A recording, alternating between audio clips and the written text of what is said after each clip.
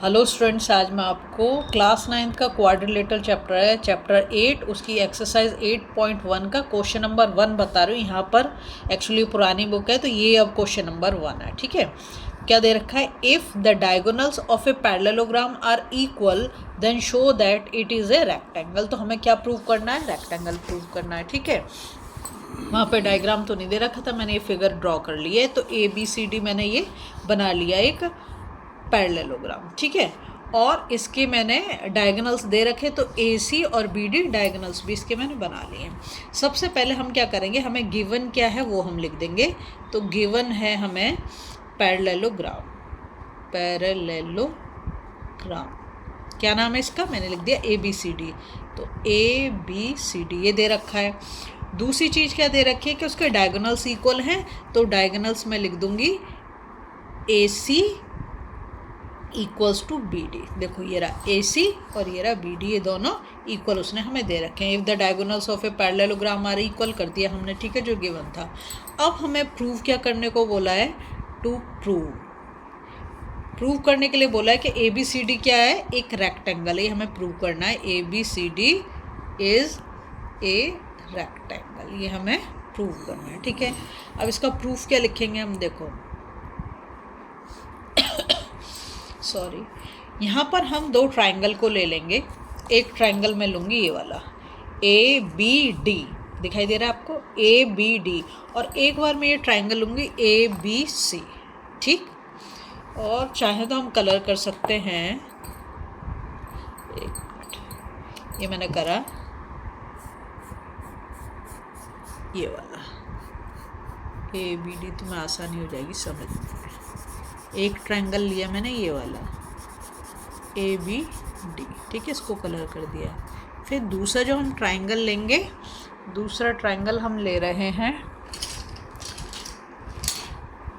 ये वाला ABC। तो ये वाला हो गया। ठीक है, तो हमने क्या देखा इसमें? कॉमन क्या आ गया? अगर हम दोनों ट्रायंगल को देखें अच्छे से तो AB दोनों ट्रायंगल में आ गया ना, दोनों कलर होगा इसके ऊपर। ठीक है, तो हम लिखेंगे, पहले हमने ट्रायंगल ले लिया, क्या लिया है? In triangle ABD and triangle ABC। ठीक है, ये ले लिया हमने। अब इसके बाद AB इक्वल्स टू AB, क्योंकि तुमने देखा कि दोनों ट्रायंगल में तो AB आ रहा है, तो ये क्या हो गया? कॉमन हो गया, क्योंकि दोनों में आ रहा है। ठीक है, फिर उसके बाद हम करेंगे AC, ये वाला जो हमारा डायगोनल है AC इक्वल्स टू BD। ठीक है, तो मैंने पहले ABD लिखा है, तो इसलिए मैं पहले लिख रही हूँ BD इक्वल्स टू AC। ये भी हमें क्या है? गिवन है, क्योंकि दे रखा है कि उसके डायगोनल्स कैसे हैं? इक्वल है। ठीक है, नंबर 3 हम लेंगे BC। ये देखो BD वाला है ABD। हाँ ठीक है, तो AD और BC कैसे हैं? दोनों इक्वल हैं। इक्वल क्यों है दोनों के दोनों?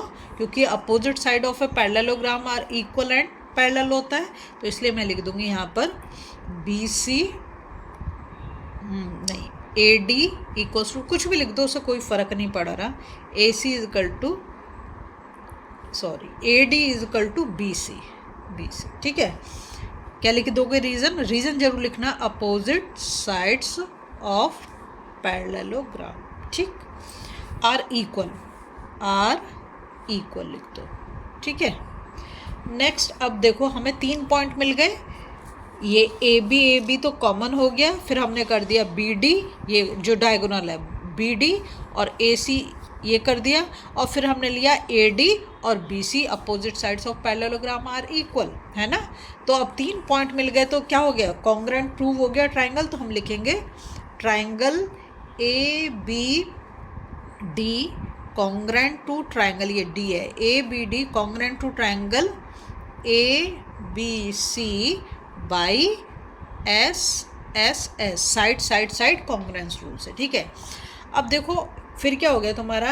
Angle A is equal to angle B हो गया। अब तुम पूछोगे angle A is equal to angle B कैसे हो गया? भाई यहाँ पर तो हमारा एंगल A आ रहा है, यहाँ पर हमारा एंगल B आ रहा है, दोनों ट्रायंगल को हम ले रहे हैं, तो कॉरस्पॉन्डिंग पार्ट से भी हम कर सकते हैं। तो क्या लिख देंगे? बाई CP सी टी, क्योंकि कॉन्ग्रेंट तो हम प्रूव कर चुके हैं इनको, ठीक है।